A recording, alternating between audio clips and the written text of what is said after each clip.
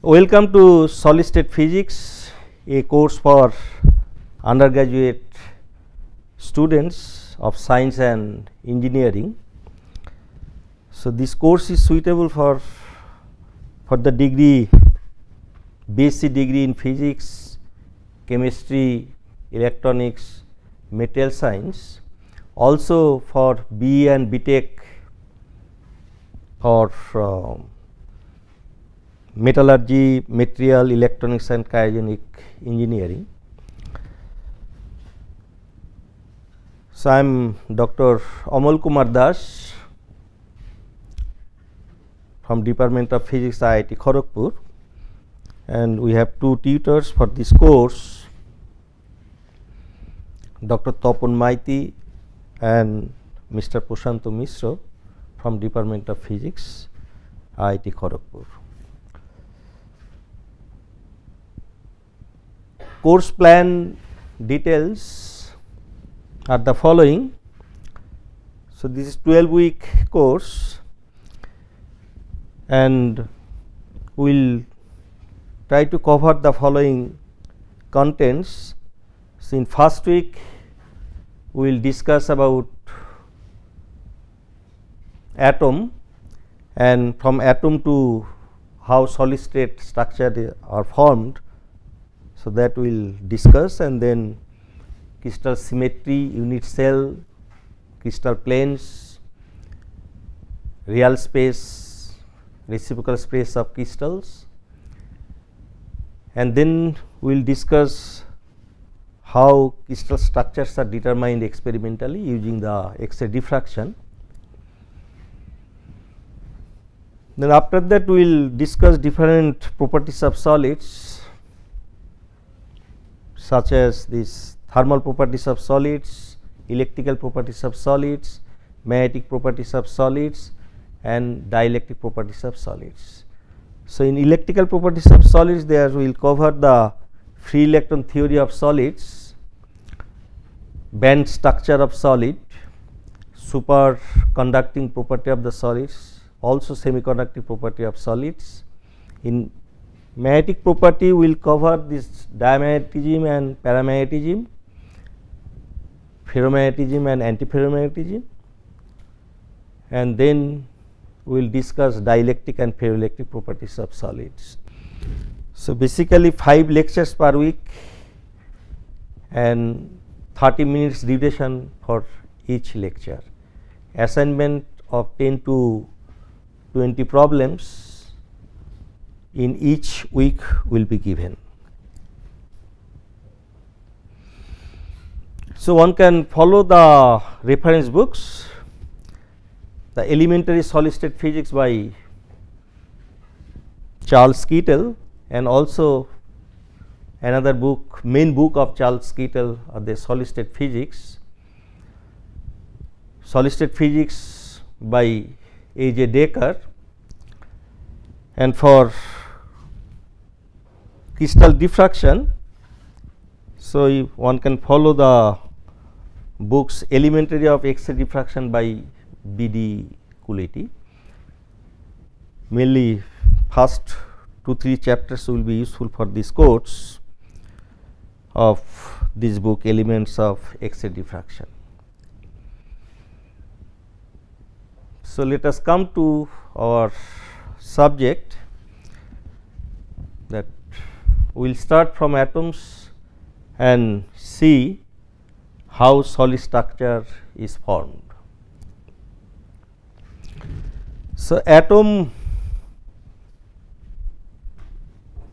have electronic structures.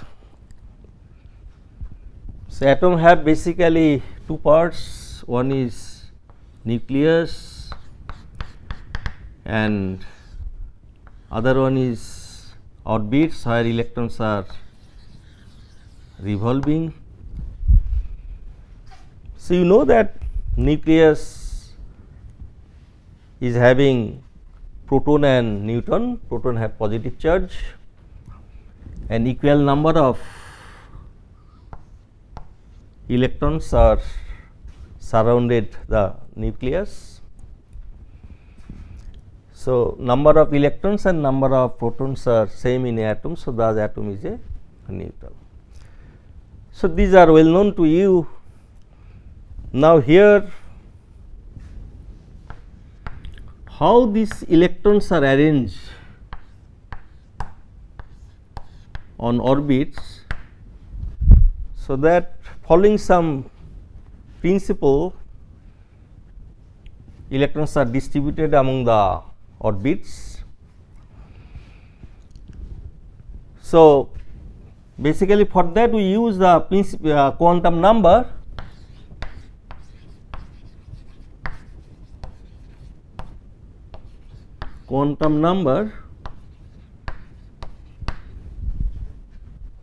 So, what are those quantum numbers? You are quite familiar. One is principal quantum number,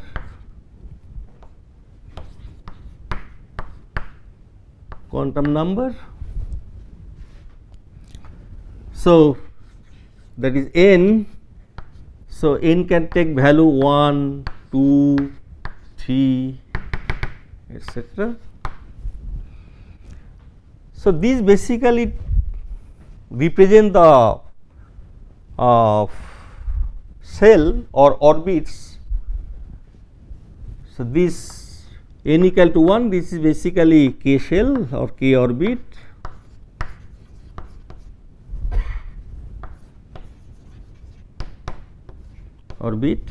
Right, and then 2k, that is L, and this 3m, n, etc. Right.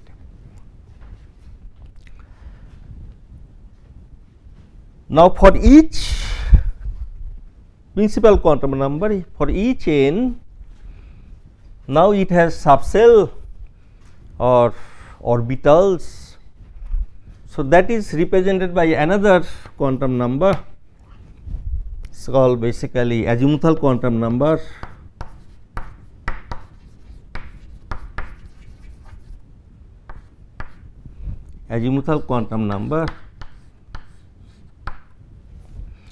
So, that is represented by L, or angular quantum number also we tell. So, that is L. So, L can take value 0, 1, 2 up to n minus 1. So, for a particular n value, so we have n number of azimuthal quantum number. So, for each principal quantum number, we have n number of azimuthal quantum number. So, this L equal to 0, it represents an orbital, that is called s orbital or s subshell.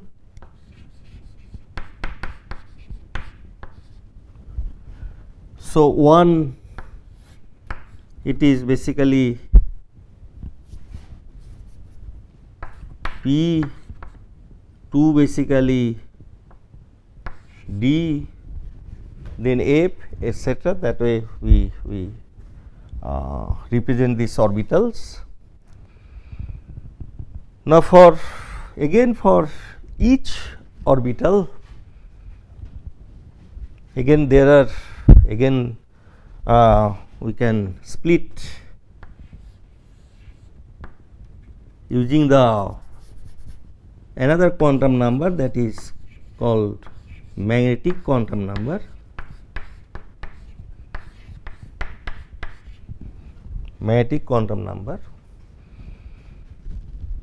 So, this basically angular magnetic quantum number and spin magnetic quantum number.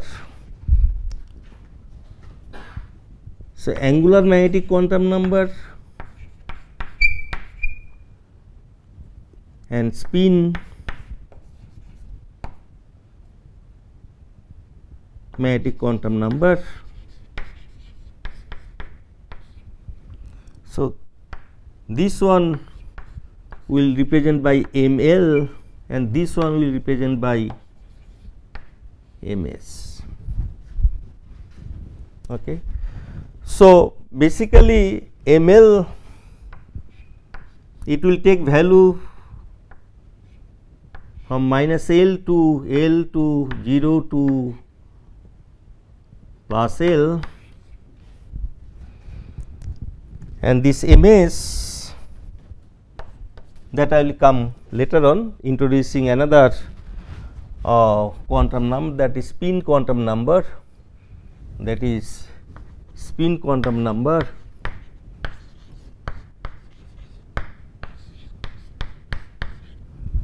So, that is represented by S.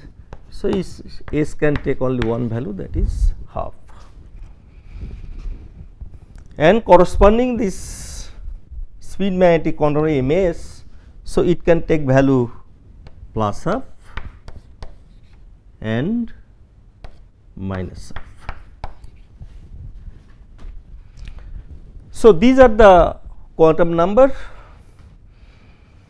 and this will tell us that in each cell or in each orbit how many electron we can put, and in which way basically electron will be distributed among the energy levels. So, these are basically orbits, it represents the energy levels. Then again this orbits are split into orbitals, subcells. So, their energy will be different. When it will be different, it depends on the situation. So, each cell basically, or each orbit can accommodate 2 n square number of electrons.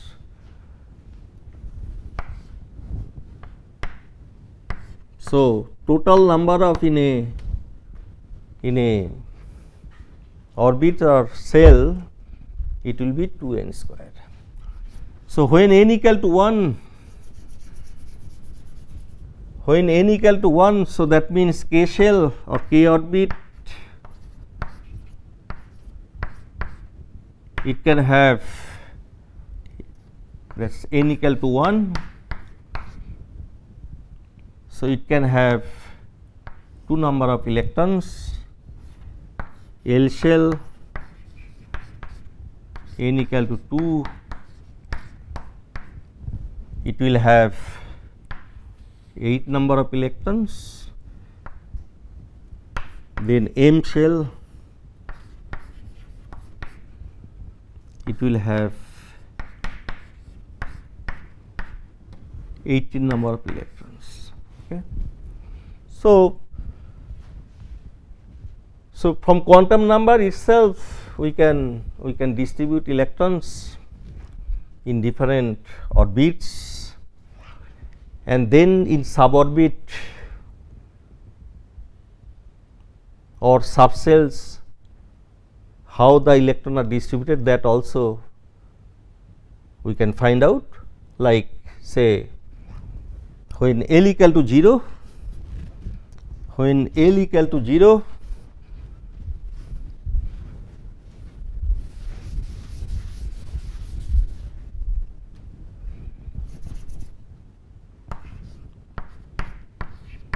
so basically that is s orbitals. So, it can have basically 2L plus 1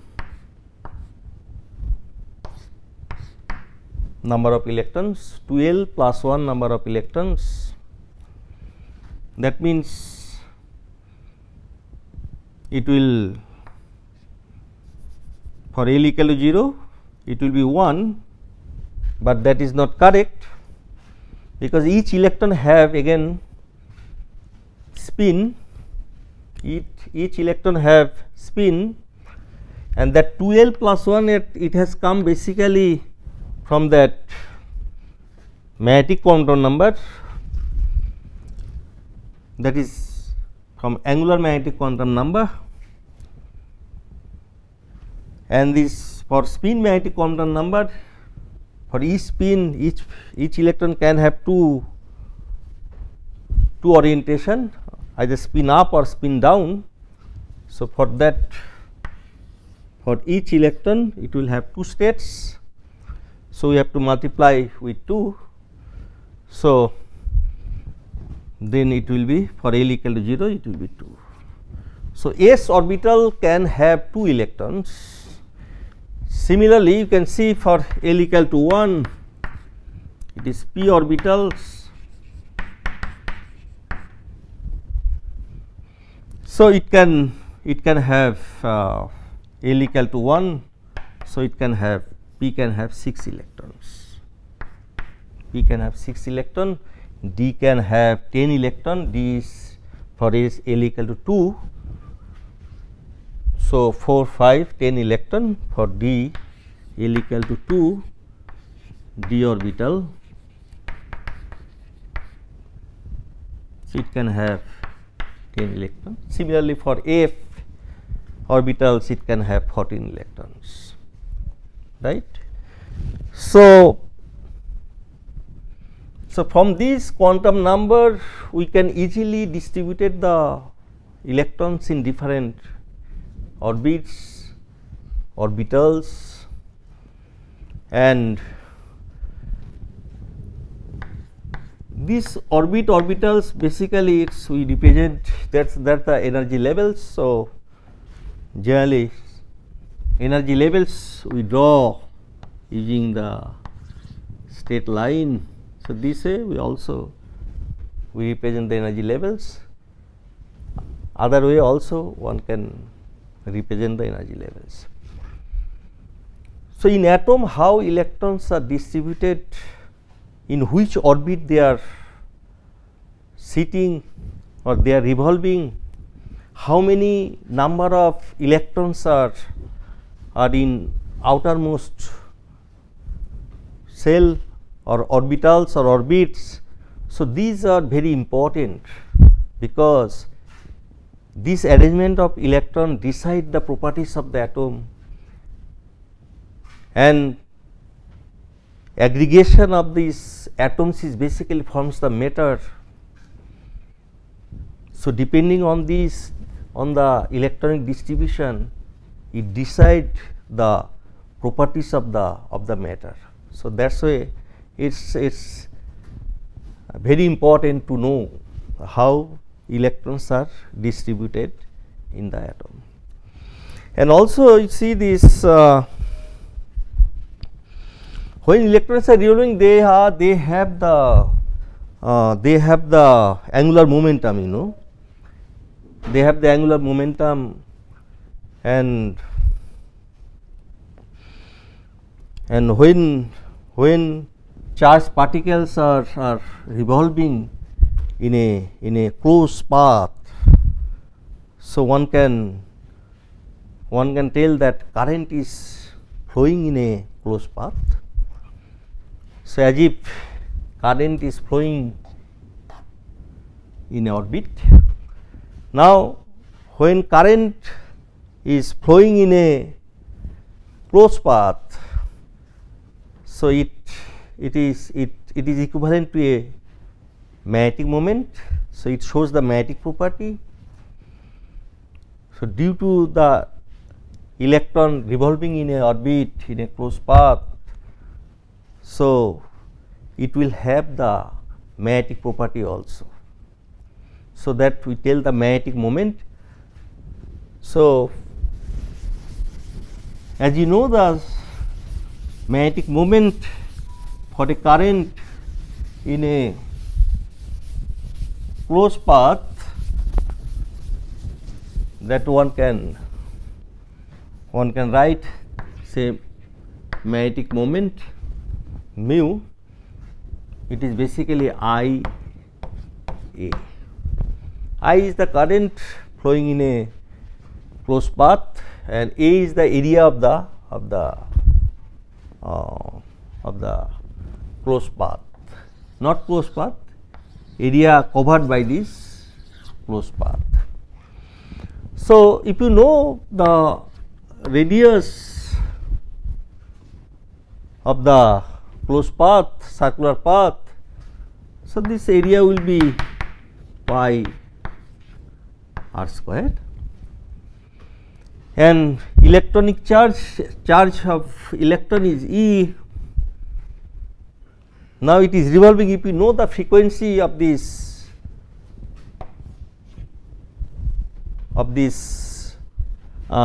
rotation, then E, that frequency is nu, then that will be basically current. So, nu is nothing but this in per second how many times it is revolving. So, if you just look at a point, then how many times these electrons are passing through the point in 1 second.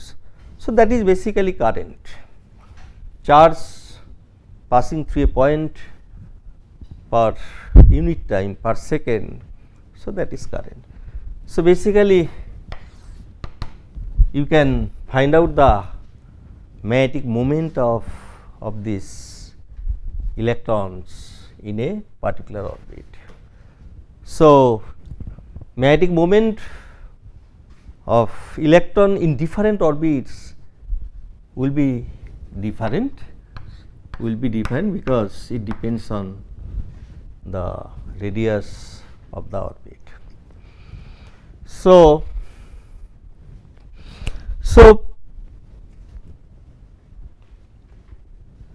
due to the orbital motion of the electron, you will get the magnetic moment. Also, you will get the magnetic moment for spin angular momentum also. Wherever the angular momentum is there you will get magnetic moment. So, for spin angular momentum also you will get magnetic moment. So, for orbital motion as well as spinning motion, electron will have the magnetic moment.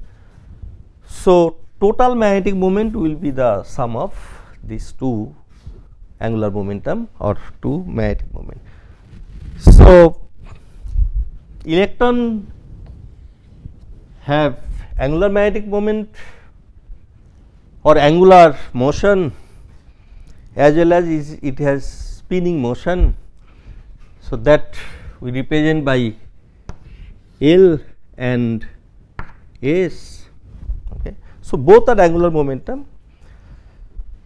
So, whether these two angular momentum are independent, they do not bother each other, or they have some, they talk to each other, or they are coupled. Actually, they are coupled. So, that is called LS coupling.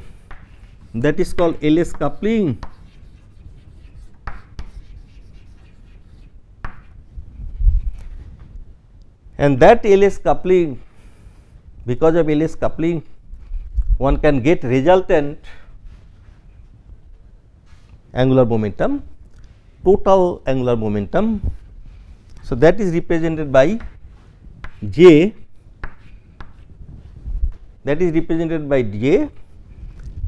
So, for a electron, the J is can take value L plus minus S, and S is half for a single electron in a atom, S is half. So, J will for a particular electron, whether it is at S orbit or it is p orbit or d orbit, depending on that it will have total angular momentum J. So, when L equal to 0, J is half, it cannot be minus half. So, J is half. When L equal to 1, that means electron is in p orbitals. So, this J value will be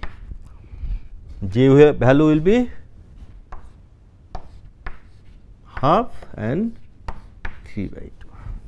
So, one can find out the angular momentum, one can find out the total angular momentum for each electron. Now, in an atom there are not one electron, there must be more than one electrons. So, only in case of hydrogen atom it has one electron, So, where it will stay? In hydrogen atom, one electron, where it can stay? Principal quantum number 1, and this S is the orbitals. So, one electron can stay here. Okay. For helium atom, 2 electron. So, S orbit can accommodate 2 electron. So, we can write 1 S2. So, similar way one can place electrons and one can find out the total angular momentum for each electron, and now when more than one electrons in atom, each electron have quantum number, not quantum number, angular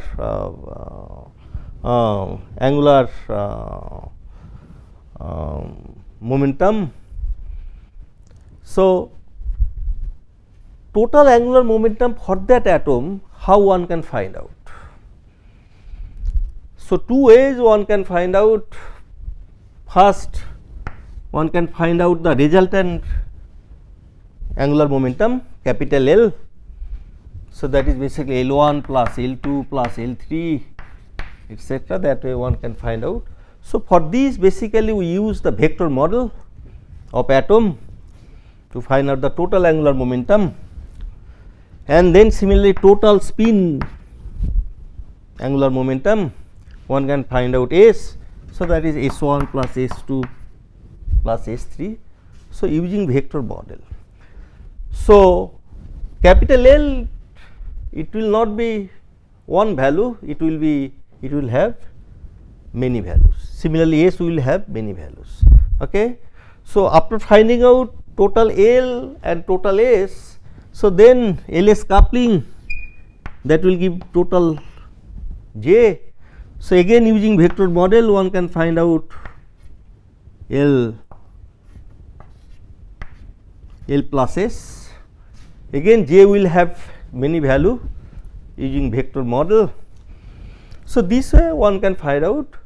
Other way one can find out J1, J2, J3 for each electron, and then one can find out the total J for the atoms. So, that will again vectorial addition. So, it will have many values, J will have many values. So, these are very important to find out the magnetic moment of that atoms, and one can. So, whatever here we told that electron will sit in that orbit, which orbit. So, that basically we are telling that about the ground state of the atom. So, ground state of the atom, electron can go to the higher level, energy level also, higher orbits also, but that will be excited state. Okay. So, this is the arrangement of electrons in atom and the quantum number of the atoms. Okay. And these are very useful, this will be very useful for our this course. So, these are your known things, but I just remind you, and then before going to the real topics. Thank you very much.